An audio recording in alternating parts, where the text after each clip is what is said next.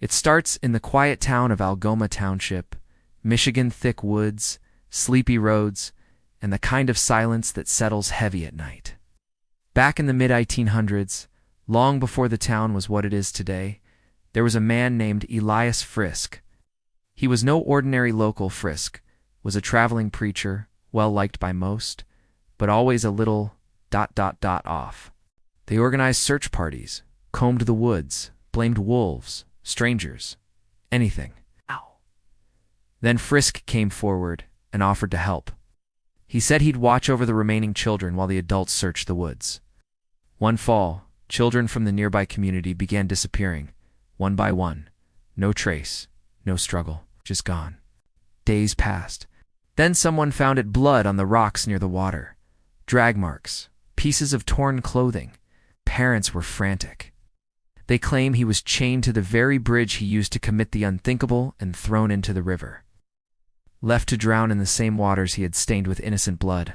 They trusted him. That was their mistake. Frisk led the children deep into the forest, down to the Rogue River, where an old rope bridge once hung. Rusted, narrow, and covered in graffiti. Now it looks more like a warning than a path. And Frisk. One guy swears he saw small handprints appear on the fog of his car window when he left. He vanished. Some say the parents found him and took justice into their own hands. She'd always been skeptical. Urban legends didn't scare her. She drove out with 3 friends who parked near the woods but refused to cross with her. She walked alone. Over time, the story turned to legend. Locals called the place Hell's Bridge. A new bridge was built where the rope bridge once swayed. One said, "Help me." Another said, "He's still here." Teenagers started daring each other to cross it at night. A man, or something like one, at the edge of the woods, tall, black coat, staring at her with no eyes, just darkness under the brim of a wide hat. She couldn't move. Her legs wouldn't work. She never told them everything she heard. She never crossed again. Then the bridge shook, like something big had landed on it behind her. There are no records of a grave. Some say the townspeople never admitted what they did, that they buried the truth along with the bodies of their children. And a few, the unlucky ones, say they feel watch-hunted even long after they've left. Most didn't get far before chickening out. But the ones who stayed, it's the whisper in the woods calling them by name. Something about the legend draws them in. His evil was so strong, it anchored him to the bridge forever. Some believe he lures people there, still trying to finish what he started. They heard things. Some say you can hear a rope creak behind you like someone swinging from it.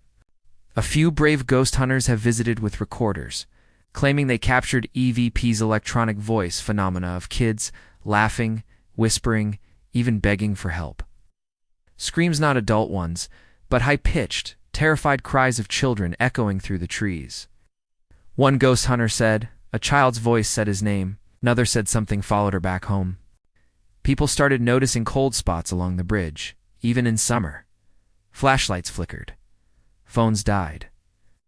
The dare is simple. Cross the bridge alone at midnight. Stand in the middle and wait. One girl, Samantha, a college student home for summer, took the dare. Halfway across, she started feeling cold. She thought it was the river breeze. Then came the laughter. She turned. No one. Then the voices started.